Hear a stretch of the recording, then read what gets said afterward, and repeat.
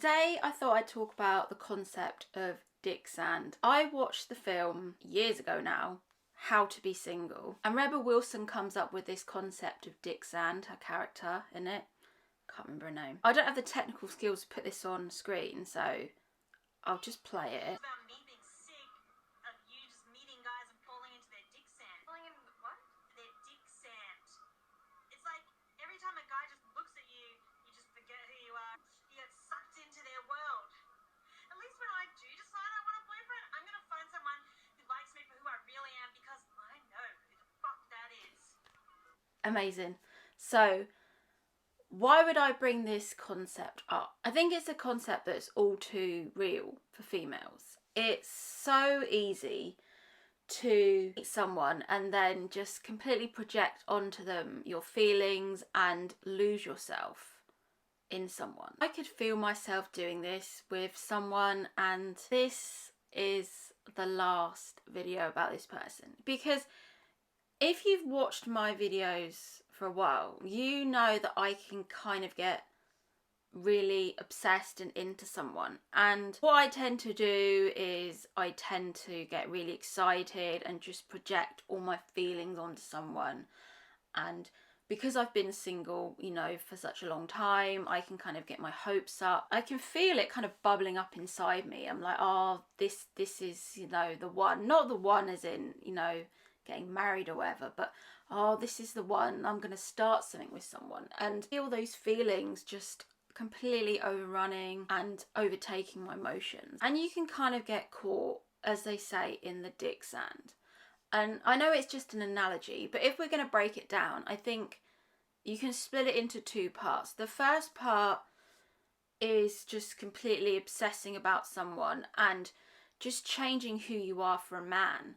Say every Thursday you go to like a spinning class or something and he asks you out on a date. Instead of saying, no, I'm going to my spinning class, you'll just drop everything just to go on a date with this man. You can feel yourself like changing your schedule around this person because you want to be with them so much, and you possibly don't want to be alone, and obviously there always will be a bit of compromise involved, but changing yourself so much that you begin to lose yourself. I think that's what she's talking about when, I don't know her name, this is like really piss poor planning, but when you completely lose yourself in a man and the idea of a man, it's really dangerous territory, because you're literally just projecting onto this person that you don't even know.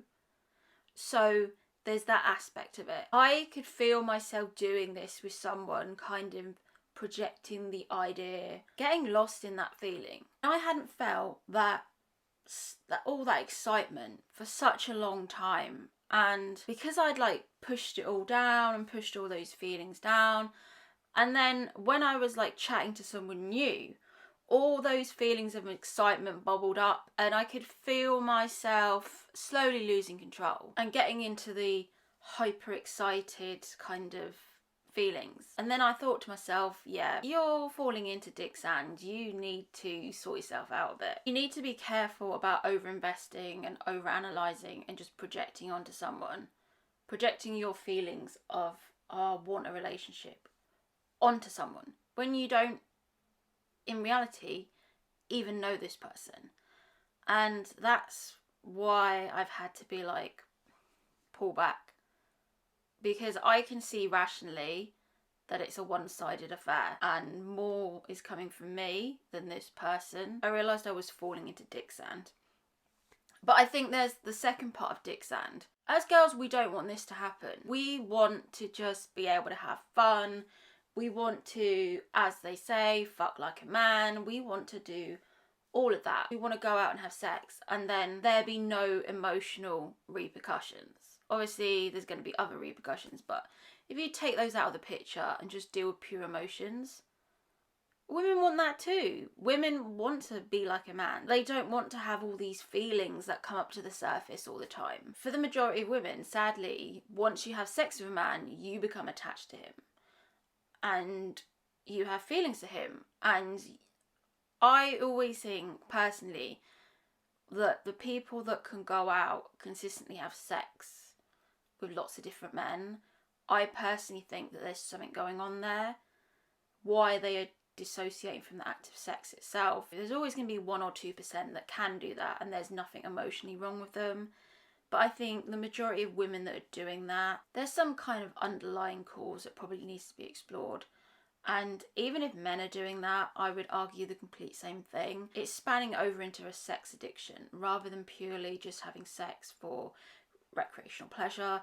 It's becoming something to numb something else, in the same way people use drugs and alcohol. So I also see Dicksand as that, because you can definitely get caught up once you start having sex with someone. The thing is, what I always think is, you can't go back. Once you have sex, then you can't be like, oh, well, let's start going to the cinema now and not having sex. It's like, no, that's kind of where the relationship is, and that's the pace that's been set. And you can't go back to that early stage of getting to know someone, because the genie's kind of come out the bottle. And it's difficult, because then you've had sex with someone, and then it clouds your judgment, because you can't judge them rationally if you really like this person because you've had sex. And I know that's probably the anti-feminist thing to say, and it does wind people up when I say that, but it's just my opinion. I feel that sex often clouds your judgment of a man because you have the feelings of being bonded to them, which you can't help. It's biology. Women don't really benefit from that, in a way, being connected to a man. Puts them at a lot of risk emotionally, and they can't go out and have as much fun as men. You could argue that, yeah, that's because women get pregnant and have a baby. That's why they need to be more selective. That's why women are pickier with the people they have sex with, whereas men, on average, aren't so picky. Generalising, but there we go. But it is something that women have to think about, this concept of getting lost in a guy emotionally and sexually. But on the flip side, if you're too cold, then how are you going to bond to someone?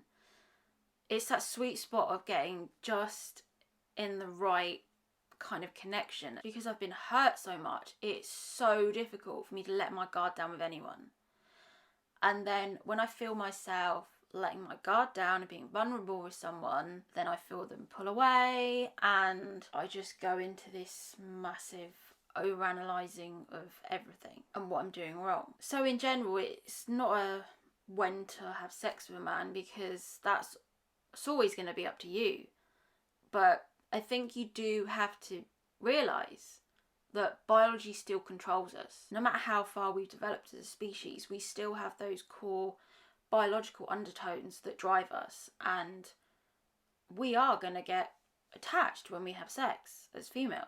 We can't really get around that. If I think of times where I have dissociated and have sex, it's because I've completely dissociated from my body and I haven't been connected to it at all. So this is where I am now. It's where I've completely flipped the other way. I'm so in tune with my own body that the thought of having sex with someone that I don't really like or love, it just repels me, the whole concept of it. Sex for me is something more than just having sex. It's about being really close to someone, and that's what's difficult, because not all men want that, and that's what we struggle with as women, is that not all men want that. And it's okay for you, but the orgasm gap's still real for women, so there's no point of having sex like that.